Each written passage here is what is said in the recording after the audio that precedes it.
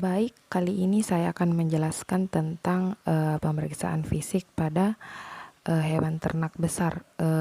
Contohnya itu pada sapi. Nah, jadi untuk pemeriksaan fisik pada hewan ternak itu kita mulai dari anamnesis. Nah, anamnesis itu sendiri ialah histori atau sejarah atau latar belakang dari hewan tersebut.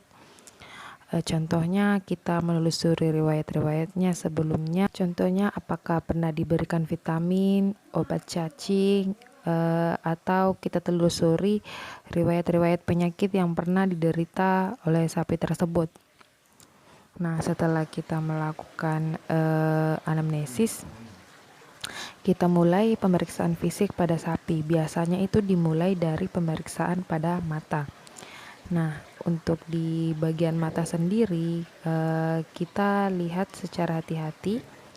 Nah, kalau di dalam kelopak matanya atau di konjungtiva sapi tersebut berwarna pink rose, itu artinya normal. Sedangkan jika terlihat warna putih, itu biasa berarti dia dehidrasi, dan jika kemerah-merahan atau kekuningan berarti ada terjadi keabnormalan pada mata sapi tersebut atau ada kelainan-kelainan lain yang bisa terjadi.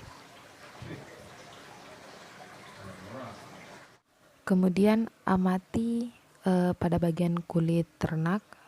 Apabila kulitnya halus, mengkilap dan bersih, itu tandanya sapi tersebut keadaannya normal.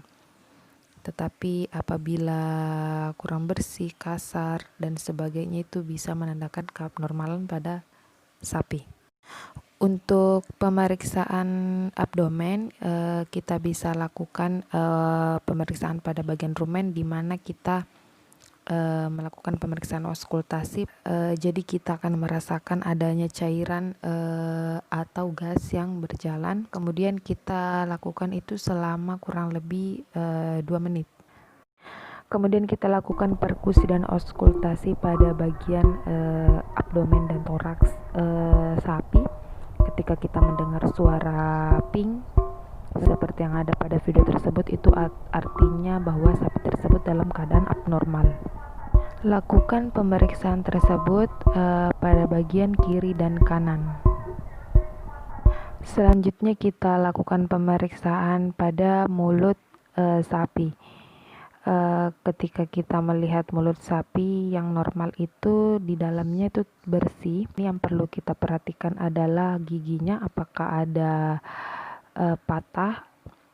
Terus untuk lidahnya, apakah dia fleksibel, dan kita juga melihat apakah di sekitar mulut sapi itu ada luka seperti sariawan atau dan lainnya.